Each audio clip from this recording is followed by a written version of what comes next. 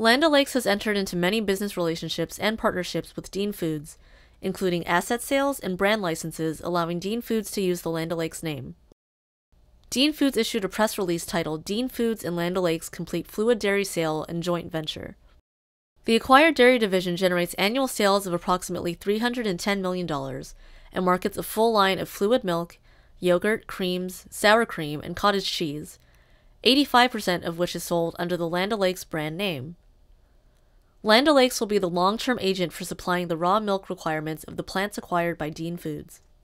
Under the separate joint venture agreement, Land O'Lakes and Dean Foods each hold a 50% interest in an independent entity having the U.S. rights to market and license Land O'Lakes brand cream, half and half, sour cream, and extended shelf life products.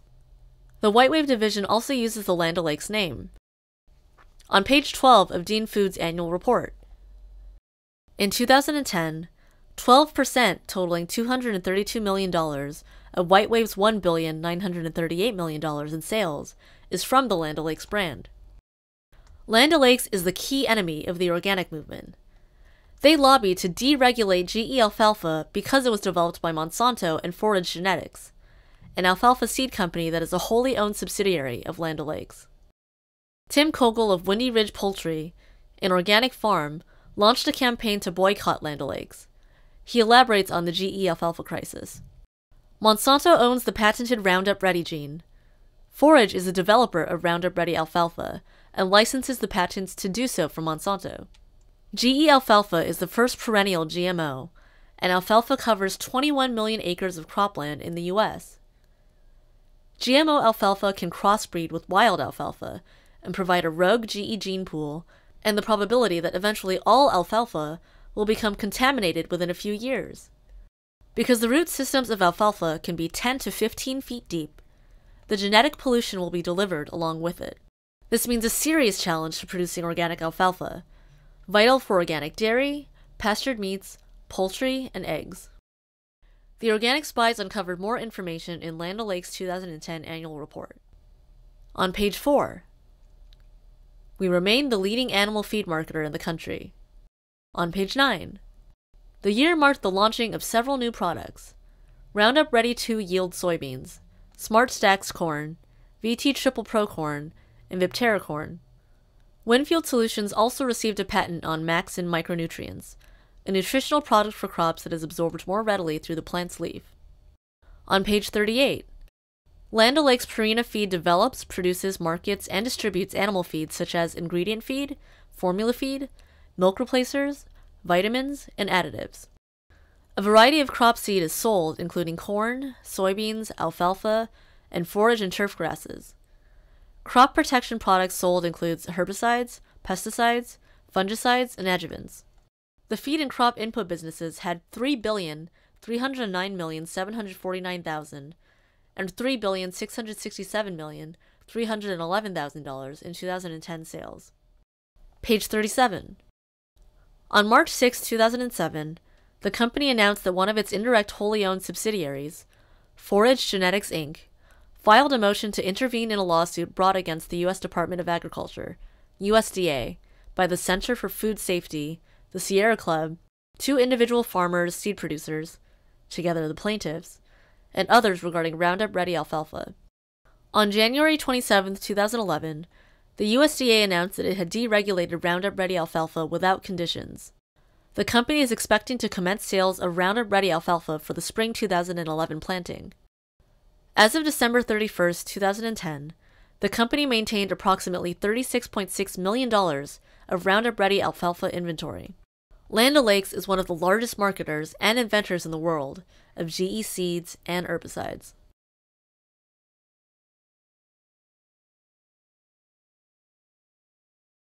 Kelly Shea and Chuck Marcy, board members of the OTA, have made contributions to the Dean Foods Political Action Committee.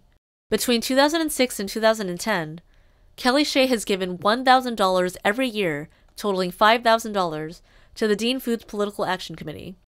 In 2004, when Chuck Marcy was president of Horizon, he gave $2,400 to the Dean Foods PAC. Chuck Marcy also gave $2,000 over 3 years to the International Dairy Foods Association. The Dean Foods PAC spent $694,000 in 2010, $665,000 in 2008, $605,000 in 2006, $309,000 in 2004, and $193,000 in 2002. In addition to supporting Republican and Democratic lawmakers, the Dean Foods PAC gave $50,000 over 10 years to the Grocery Manufacturers Association PAC, the lobbying group that advocates the benefits of high-fructose corn syrup. Kelly Shea and Chuck Marcy have not revealed the truth to the organic movement about Dean Foods PAC contributions. Dean Foods PAC money is suppressing GE labeling. Over the past 12 years, Dean Foods, the parent company, has paid lobbyists $9,539,436, and Whitewave and Horizon has paid lobbyists $1,395,000. Highlights include 2010, $951,000 by Dean Foods parent, $200,000 by Whitewave. 2008, $670,000 by Dean Foods parent, $180,000 by Whitewave. 2006, $903,000 by Dean Foods parent, $160,000 by Whitewave. In 2000, $0 by Dean Foods parent, $300,000 by Horizon. The $300,000 lobbying expenditure in 2000 by Horizon was spent while Chuck Marcy was CEO of Horizon. Dean Foods gives political donations for a reason. Currently, sustainable, small-scale dairy farms receive no federal support. Horizon has achieved its goal to allow factory dairy farms to receive organic certification. Whitewave has a specific lobbying agenda. 4 of the 18 lobby reports that we accessed describe Whitewave's specific lobby issues as issues impacting organic agriculture, such as the National Organic Program pasture rule. The entire organic movement only wants small and mid-sized family dairy farms to be certified organic.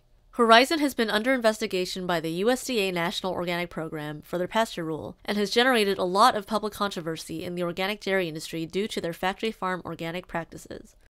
The USDA deregulation of GE alfalfa was a crushing defeat to the organic movement. Whitewave in their lobbying reports stated that they lobbied in Q1 2011 for coexistence, a term invented by the biotech industry including Monsanto, not a ban on GE alfalfa as the organic movement demanded. The dairy farms that Dean Foods buys their dairy from is one of the largest business opportunities for GE alfalfa due to the belief that GE alfalfa will increase dairy yields. The lobbyist on Whitewave's 18 reports is Michael Torrey Associates. Michael Torrey is also a lobbyist for Dean Foods. From analyzing public statements from Dean Foods, they have opposing interests than Horizon and Silk, yet have the same lobbyist. None of Whitewave's 18 lobby reports mention anything about banning or labeling of GE or GMO foods. The OTA only spent $609,371 on lobbying over the past 12 years. This is less than half of the $1,395,000 that Whitewave and Horizon have spent. Chuck Marcy has been the CEO of Breyers, Quaker Oats, and Horizon. Currently, he is on the board of directors of B&G, a consumer products company that has 20 different brands, including Ortega, B&G Condiments, and many others. We could not find one organic brand on the list, and we estimate half of the products have GE ingredients. As a member of the board of B&G, Marcy has a legal fiduciary obligation to act in the best interest of B&G. Labeling GE foods is not in the best interest of B&G. How does the organic movement benefit by having a treasurer of the OTA that has a GE labeling conflict of interest and profits from selling GE foods? Chuck Marcy has spent most of his 35-year career working for multinational food processors selling factory-farmed, toxic agriculture products. As treasurer of the board of the OTA, Chuck Marcy controls budgets and financial decisions. We reviewed Chuck Marcy's LinkedIn profile. CEO Breyers Yogurt Company, 2005 to April 2010. CEO Horizon Organic Holding Corporation, November 1999 to December 2004. CEO Sealright Corporation, 1995 to 1998. President Quaker Oats Golden Grain Division, 1993 to 1995.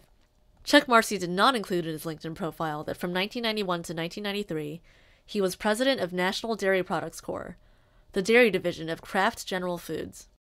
VP General Manager, Sarah Lee Wolfermans, 1987 to 1989. Marketing Director, Krafts General Foods, 1974 to 1984.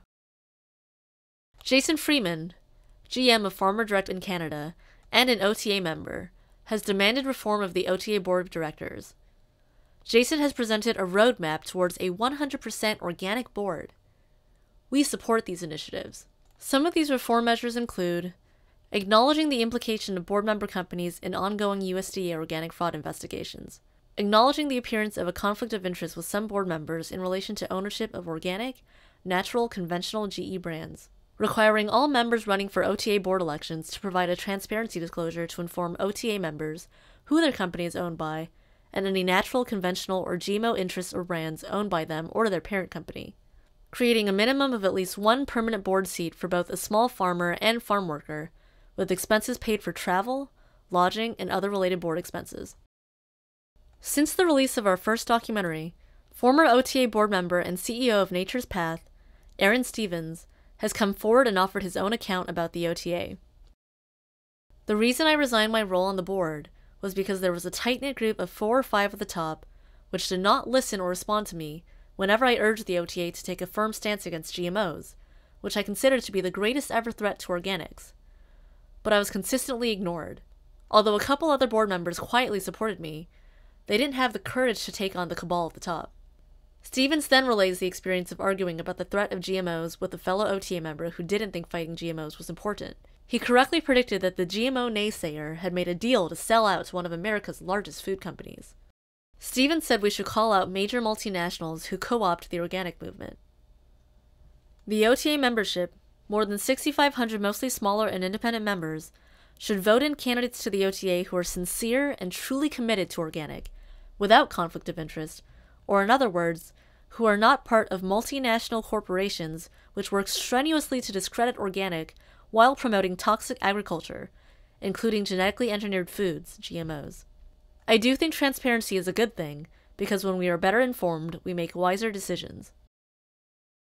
Current OTA Board Vice President of Canada, Gunther Wittens, in the Tree Hugger article added, "If there are any potential conflicts of interest regarding a position or decision being made by the board, the particular directors remove themselves from the process." Why should each board member decide if they have a conflict of interest? The OTA needs board members that represent 100% organic companies that do not have any potential for a conflict of interest. Why does Julia Sabin of Smucker's Natural Foods, Craig Weekly of General Mills, Kelly Shea of Dean Foods, and Chuck Marcy want to volunteer and pay their own expenses to be on the board of the OTA? For 20 years, the organic movement has watched as multinational food corporations have bought organic brands. The dream of the organic movement was for these companies to see the benefits of organics and change their products and shift towards sustainable agriculture, respect for farm workers, animals, the environment, and to stop selling food with chemicals. After 20 years, this has failed. These companies continue to poison the world and have increased their dependence on GE foods and toxic agriculture during this time.